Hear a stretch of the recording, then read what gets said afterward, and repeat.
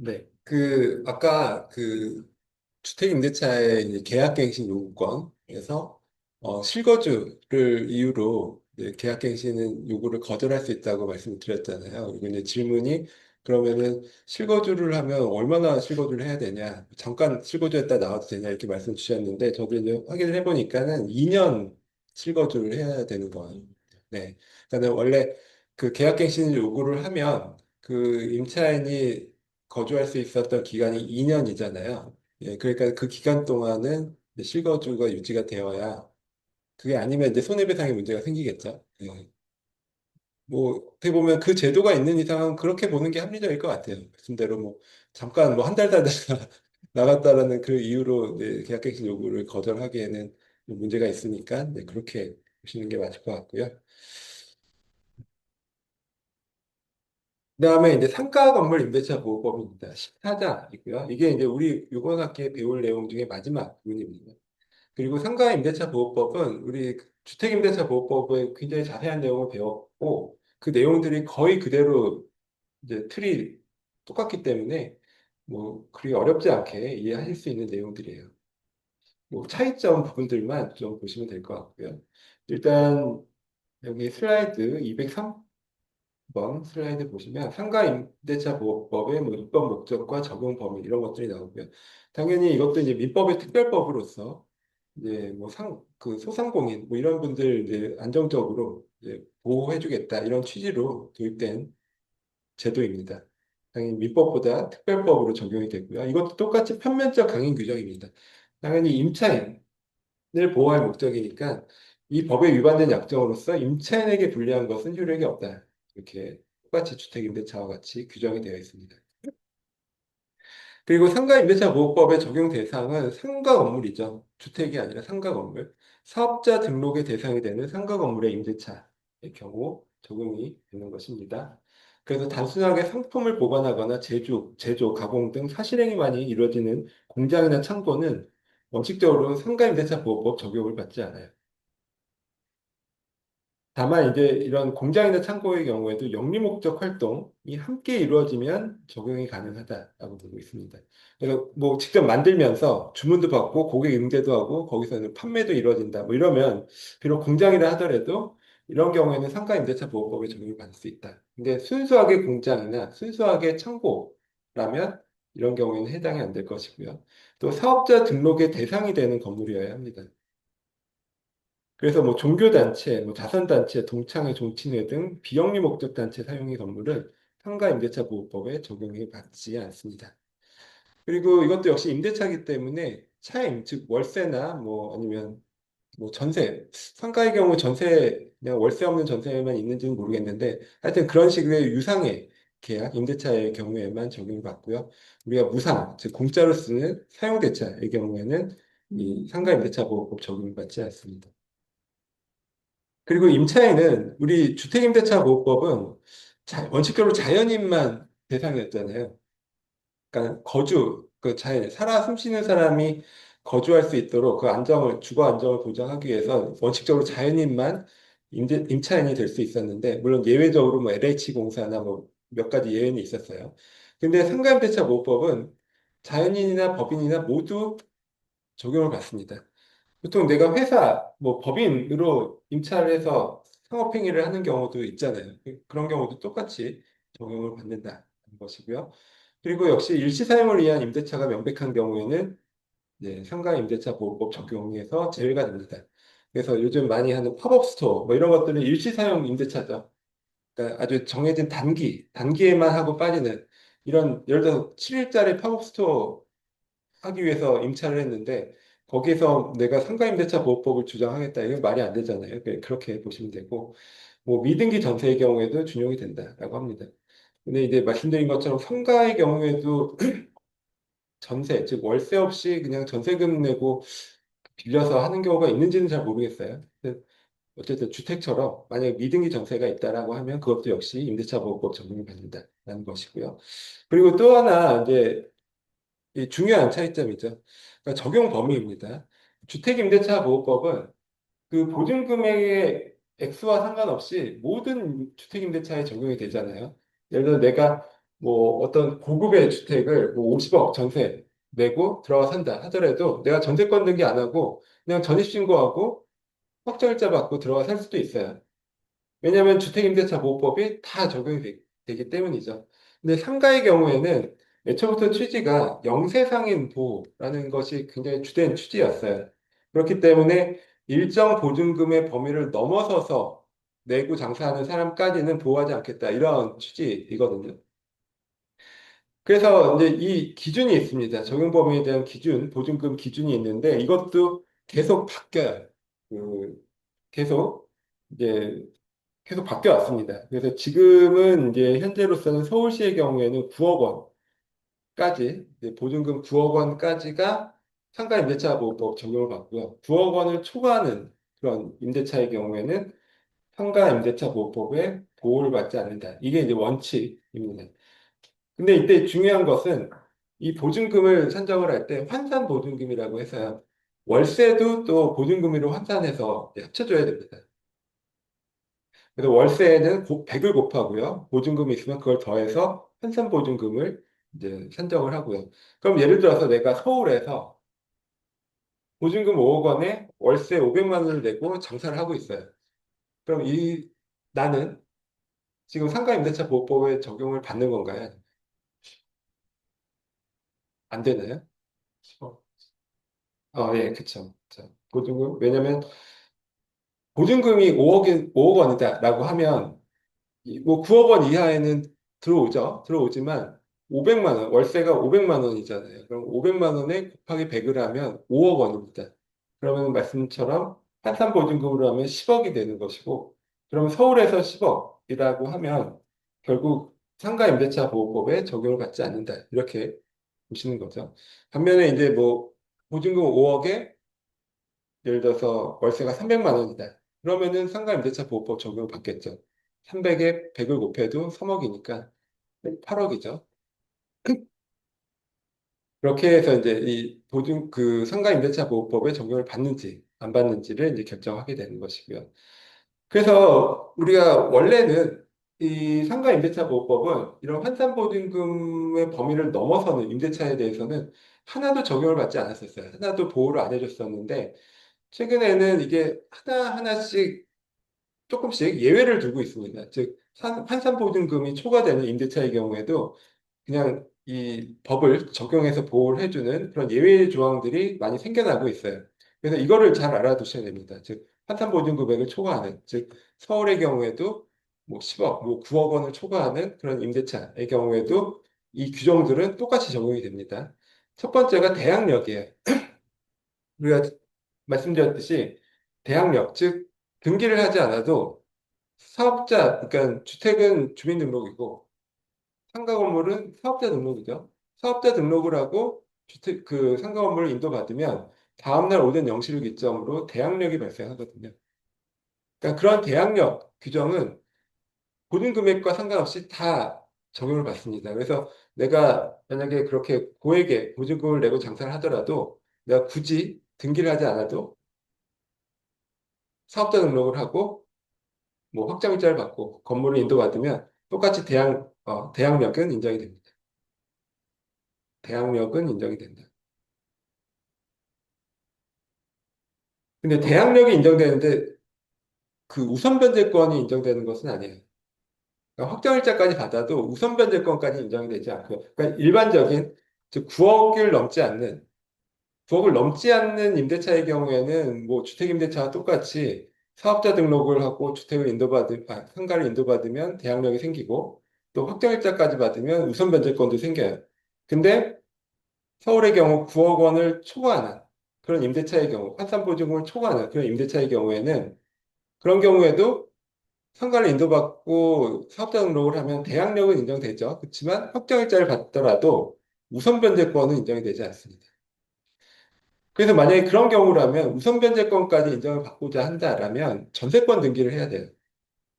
그렇죠? 우리가 정통적으로 원래 물권, 그러니까 대항력이나 우선 변제권을 인정받으려면 물권을 설정해야 되는 거죠. 그런 방법이 이제 전세권이잖아요.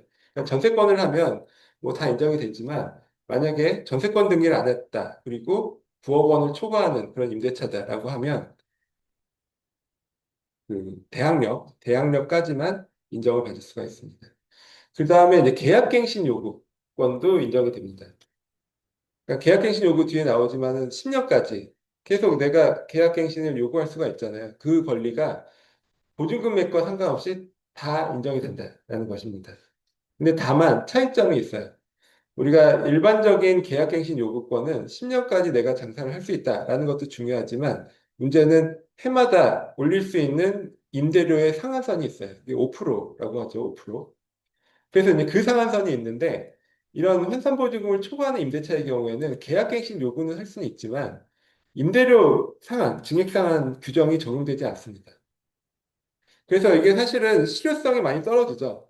내가 10년까지 계약갱신 요구는 할 수 있지만 임대료는 뭐 그와 상관없이 뭐 극단적으로 말하면 요구하는 대로 줘야 되니까 그래서 사실은 그런 점에서 이게 실효성이 좀 떨어지고요. 계약갱신 요구권이 환산보증을 초과하는 임대차에도 인정된다라는 이 의미가 많이 퇴색되는 부분이 있고 그래서 지금 이제 개정 뭐 안들 중에는 이런 환산보증금을 초과된 임대차의 경우에도 계약갱신 요구권뿐만이 아니라 이렇게 5% 상한까지도 같이 적용되는 것으로 하자라는 그런 개정안 논의들도 있어요. 근데 이제 그거는 좀 쉽지는 않을 수 있어요. 왜냐하면은 그렇게 비싼 돈을 내고 장사를 하는 사람까지 굳이 그걸 보고를 해야 되나? 뭐 이런 좀 문제 제기들이 있어서 뭐 그건 좀 쉽지는 않을 것 같은데 하여튼 현재 상태로는 계약갱신 요구권은 똑같이 보증금 상관없이 인정이 되지만 5% 증액 상한 규정은 환산보증금 9억 원 이하, 서울의 경우는 9억 원 이하의 경우에만 5% 상한 증액 제한 규정이 적용이 된다고 보시면 되고요. 그 다음에 권리금 회수 기회보호라는 규정이 최근에 어, 상가임대차보호법이 이제 개정이 되면서 권리금 규정이 들어왔죠. 권리금 규정은 보증 금액과 상관없이 모두 다 똑같이 적용을 받는다, 보호를 받는다라고 보시면 됩니다. 네, 그 정도 이제 보시면 될 것 같고요. 그래서 이제 반대로 환산 보증 금액을 초과하는 임대차에 적용되지 않는 주요한 규정들을 보시면 우선 변제권은 적용되지 않는다 했어요. 그래서 확정 일자를 받더라도 우선 변제권 적용되지 않고 또 이 경우에 소액 임차인의 최우선 변제권도 적용되지 않겠죠. 소액 임차인이라는 것 자체가 영세한 임차인을 뜻하는 거니까 애초에 여기는 해당이 안 될 것이고요. 그리고 상가임대차 보호법상 묵시적갱신, 법정갱신 규정도 적용이 되지 않습니다. 다만 우리가 민법상 임대차에 묵시적갱신 규정이 있거든요. 그래서 이거는 이제 적용이 되는데 이게 조금 내용이 다르거든요. 똑같이 묵시적갱신이라도 상가임대차 보호법에 규정된 것과 민법에 규정된 것이 그 내용이 조금 다른데 어쨌든 이런 상가임대차 보호법상 법정갱신, 묵시적갱신 규정은 적용되지 않는다. 이것도 알아두시면 좋겠고 그다음에 임차권 등기명령제도 이것도 상가임대차 보호법에 있긴 있는데 이렇게 환산보증금을 초과하는 이런 경우에는 적용이 되지 않고 지금 말씀드린 차임 증액 청구를 한도 연 5%로 제한하는 이 규정도 환산보증금이 초과되는 임대차의 경우에는 적용되지 않습니다. 이 정도 알아두시면 될 것 같아요. 그리고 이제 그 다음에 대항력이나 우선변제권은 똑같습니다. 지금 우리가 본 그 내용하고 주택임대차에서 본 내용하고 완전히 똑같고요. 다만 이제 주택임대차는 주민등록이지만 상가임대차는 주민등록이라는 게 없잖아요. 그러니까 사업자 등록하는 거 그것만 다르고 나머지는 다 똑같다라고 보시면 되고요. 그다음에 소액임차인의 최우선 변제권도 내용적으로는 똑같아요. 내용적으로는 네, 똑같고, 뭐, 예를 들어서 경매 신청 등기 전에 대항 요건, 즉, 건물 인도받고 사업자 등록을 신청하고, 뭐, 경매 신청 등기 전에 이런 요건을 갖춰야 최우선 변제권을 행사할 수 있다. 뭐, 확정일자는 최우선 변제권의 요건이 아니다. 이거 아까 배운 똑같은 내용들이잖아요. 그래서 이제 그냥 똑같이 보시면 되고, 다만 이제 금액이 다른 거죠. 그러니까 우리 앞에서도 표에서 보듯이 주택임대차에서 이제 소액임차인 최우선 변제 기준 표로 나왔었죠. 그러니까 상가도 별도로 이렇게 표가 있습니다. 그래서 서울특별시의 경우에는 보증금 상한, 즉 6,500만 원 이하, 즉 6,500만 원 이하의 보증금에 내고 장사를 남의 그 상가를 빌려서 장사를 하는 분들을 대상으로 하고요. 그게 소액 임차인이고 최우선 변제 금액은 이제 그 중에서 2,200만 원입니다. 그래서 굉장히 낮죠. 아까 주택임대차 보호법에서 이제 소액임차인 최우선 변제보다 굉장히 낮잖아요. 그리고 또 여기서 이제 또 특징이 이때 보증금은 환산 보증금을 기준으로 해요. 그 환산 보증금을 기준으로 하기 때문에 사실 상가 임대차의 경우에 소액 임차인에 해당하기가 굉장히 어렵습니다. 그러니까 예를 들어서 내가 월세가 100만 원만 돼도 그냥 넘어버리죠. 소액 임차인이 될 수가 없어요. 그러니까 6,500, 환산 보증금 6,500만 원 이하가 되려면 뭐 그쵸. 한 60만 원? 월세 60만 원에 뭐 보증금 500만 원에 월세 60만 원. 이 정도면은 딱 걸릴 것 같아요. 딱 해당이 될 것 같고, 거기서 뭐 조금씩 넘어버리면 해당이 되는 게 거의 없죠. 그래서 뭐 사실 상가 임대차 보호법에서의 소액 임차인 최우선 변제라는 것은 크게 의미가 없을 것 같기도 해요. 워낙에 이제 제한적으로만 인정이 된다 보고 있고, 그리고 이것도 역시 마찬가지로 그 상가 건물 이 경매가 됐을 때 2분의 1, 그 낙찰대금, 경락대금의 2분의 1 범위 내에서만 이제 최우선 변제권이 인정된다. 이것도 우리 주택임대차의 경우와 똑같습니다. 그래서 뭐 어렵지는 않고요. 그다음에 임대차 존속 기간을 보장하는 요 내용은 사실 원래 특히 상가 임대차에서 먼저 발달을 했죠. 그래서 계약갱신 요구권도 상가 임대차에서 먼저 생긴 제도잖아요. 그래서 요거는 이제 뭐 어려운 내용들은 아니고 이제 요 구체적으로 얼마간 보장되는지 이런 것만 잘 알아두시면 되겠죠. 그래서 최단 존속 기간 보장해서 기간을 정하지 아니했거나 기간을 1년 미만으로 정하면 1년으로 본다. 그러니까 주택 임차대차는 2년, 상가 임대차는 1년이죠. 원칙적으로 최단 존속 기간이. 근데 이것도 역시 편면적 강행 규정입니다. 그래서 임차인 쪽에서 나는 6개월, 예를 들어서 6개월 계약을 했다 그러면 6개월만 뭐 장사하다 나갈 수도 있는 거예요. 그러니까 임대인을 규제하기 위한 제도지 임차인은 뭐 여기서 얽매이지 않는다 뭐 이렇게 생각하시면 되고 이것도 역시 편면적 그런 규정이다라는 것입니다.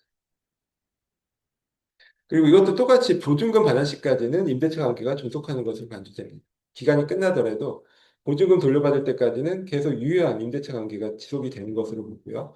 그다음에 계약갱신 요구권입니다. 계약갱신 요구권. 그래서 환산보증금이 초과되는 임대차에도 이런 계약갱신 요구권이 적용이 된다라고 말씀을 드렸고요. 그리고 임차인이 임대차 기간 만료되기 6개월 전부터 1개월 전까지 사이에 계약갱신을 요구했을 때 임대인은 정당한 사유 없이 거절하지 못합니다. 그러니까 이게 아까 우리 주택임대차의 경우와 뭐가 차이가 있었죠? 기간에서. 아까 주택임대차의 경우에는 6개월 전부터 2개월 전까지였죠. 그래서 이제 뭐 사실 저도 왜 굳이 이거를 이렇게 다르게 숫자를 정했는지는 잘 모르겠어요. 어쨌든 법에서 이렇게 정했기 때문에 우리는 그거에 따라야 됩니다. 그러니까는 상가 임대차의 경우에 이 계약갱신 요구권 기간이 더 긴 거예요. 주택은 그러니까 주택임대차라면서 아 나는 한 달 전까지만 계약갱신 요구를 하면 되겠다라고 생각하면 안 된다는 거죠. 주택의 경우에는 2개월 전까지고 상가의 경우에는 1개월 전까지. 네. 그리고 전체 임대차 기간이 최초 임대차 기간을 포함한 10년을 초과하지 않는 범위에서만 가능합니다. 아까 말씀드린 것처럼 주택임대차의 계약갱신 요구는 한 번이라는 횟수가 중요하고요. 이거는 10년이라는 기간이 중요합니다. 그래서 뭐 계약갱신 요구를 뭐 몇 번을 하든 상관없이 하여튼 최대 10년. 10년까지만 이제 한 자리에서 장사를 할 수 있다. 뭐 이런 뜻이죠. 그리고 일반적으로 상가임대차 보호법의 보호를 받는 즉 환산보증금 서울의 경우 9억 원 이하의 그런 임차인이라면 계약갱신 요구를 할 수 있을 뿐만 아니라 올릴 수 있는 그 차임이나 보증금도 연 5% 이내에서만 올릴 수 있다. 이런 그런 식으로 보호를 받는 것이죠. 근데 뭐 환산보증금을 초과하는 그런 임차인의 경우에는 계약갱신 요구는 할 수 있지만 5% 상한 제한은 받지 않는다. 이런 말씀드렸고요. 그다음에 이제 계약갱신 요구에 대해서 임대인 쪽에서 거절할 수 있는 그런 사유가 있어요. 보시면 예를 들어 임차인이 3기의 차임액에 해당하는 금액에 이르도록 차임을 연체한 사실.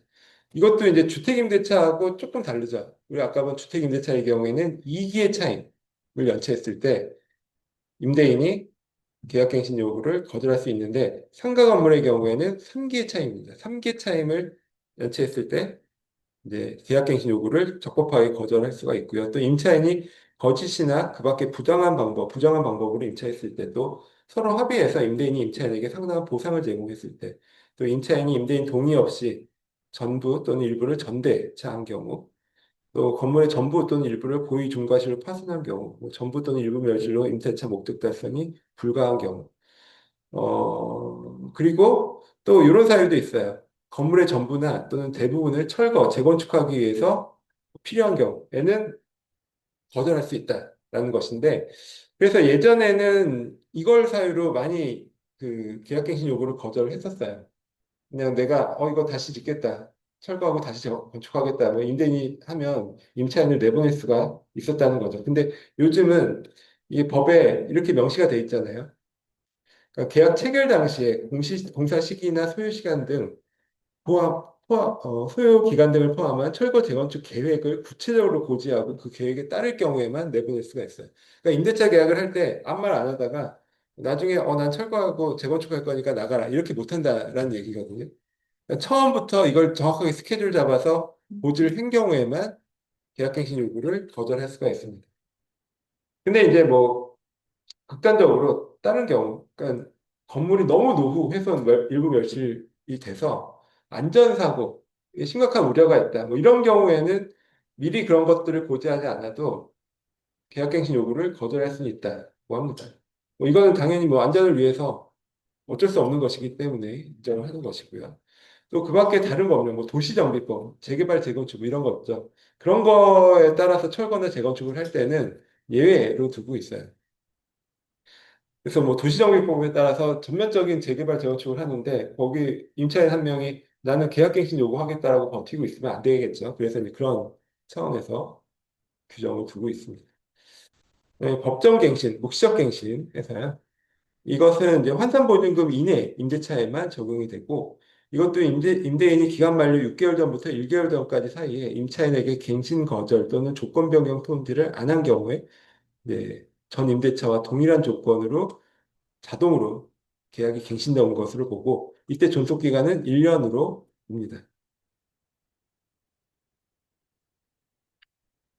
그래서 이게 아까 주택임대차랑 비슷하지만 조금 차이점들이 있죠. 여기도 역시 1개월 전까지잖아요. 그러니까 주택임대차의 경우에는 2개월 전까지였는데 여기는 상가는 1개월 전까지이고 또 존속기간 아까 주택의 경우에 법정갱신이 되면 2년이었죠. 근데 이제 상가의 경우에는 원래 최단 존속기간이 1년이니까 법정갱신, 즉 묵시적갱신이 된 경우에도 존속기간은 1년으로 보게 됩니다. 그리고 차임 연체와 계약 해지 보시면 임차인의 차임 연체액이 3기의 차임액에 달할 때에는 임대인은 계약을 해지할 수가 있습니다. 그러니까 민법이나 주택임대차 보호법은 이기분 연체 시에 해지할 수가 있거든요. 그러니까 이것도 뭐 사실 중개사시험에는 자주 그렇게 나오는 그런 지문이죠. 그러니까 비교할 만한 내용이잖아요. 주택임대차 보호법과 상가임대차 보호법의 구체적인 내용들에서 조금씩 차이가 있는 부분들이 있는데 그런 것들이 어, 그런 시험에 이 객관식 시험에 많이 나오죠. 근데 이것도 마찬가지입니다. 주택 임대차 보호법은 3기 연체 시 해지할 수가 있고 임대인이 해지할 수가 있고 상가 임대차 보호법은 주택 임대차 보호법은 2기 연체 시 임대인이 해지할 수가 있고 상가 임대차 보호법은 3기 연체 시에 이제 임대인이 해지할 수 있다. 이렇게 비교해서 보시면 되고요. 그리고 이거는 아까 말씀드린 임대인의 증액 청구 제한이라고 해서 보증금의 5%를 초과해서 1년 이내에 보증금 5%를 초과해서 증액을 할 수 없다. 이런 것들. 근데 이 내용은 환산보증금이 넘지 않는 환산보증금 이하, 즉 현가임대차 보호법에 적용받는 그런 임대차의 경우에만 이 5% 상한 제한 규정을 적용받고 그걸 넘어서는 임대차의 경우에는 여기 해당이 되지 않는다라고 말씀을 드렸습니다. 그리고 뭐 최근에 코로나 뭐 이런 것이 있었기 때문에 이런 코로나 등 1급 감염병 발생했을 때는 임차인이 그 차임, 월세 같은 거를 감액 청구할 수 있도록 아예 법에서 명시를 하고 있어요. 근데 사실 이걸 코로나19 등 1급 감염병 이렇게 명시를 하지 않아도 그 전에도 이게 가능은 했었어요. 왜냐하면 사정 변경에 따라서 감액 청구를 할 수 있었기 때문에. 근데 이제 이걸 겪으면서 그냥 사전 변경을 좀 더 구체적으로 예시를 든 거죠. 그래서 지금은 만약에 이런 게 1급 감염병 또 돌고 있다라고 하면 또 정해진 월세보다 이제 낮춰서 이제 청구를 할 수가 있습니다. 감액을 청구할 수가 있습니다. 네, 그리고 임차권 등기명령 제도도 이제 똑같다라고 보시면 되고요. 어, 그 마지막에 이제 권리금 부분이 하나 남았는데요. 우리가 다음 주에 이제 마지막 이제 상가 임대차 보호법의 권리금 부분 같이 살펴보고요. 그리고 전반적으로 다다음 주가 시험이기 때문에 뭐 시험 대비해서 뭐 어떤 내용들 좀 보실지 이런 내용들을 좀 한번 전반적으로 한번 리뷰를 해서 말씀을 드리도록 할게요. 그리고 아마 이번 주부터 좀 시험 좀, 2주 남았는데, 이번 주부터 시험 준비하실 분들도 있기 때문에, 제가 단톡방에 이번 학기에 이제 배운 내용들 중에 좀 시험과 관련돼서 좀 중요한 내용들을 한번 정리를 해서 단톡방에 한번 다시 한번 올려드리도록 하겠습니다. 미리 공부하실 분들은 좀 참고하시길 바라고요.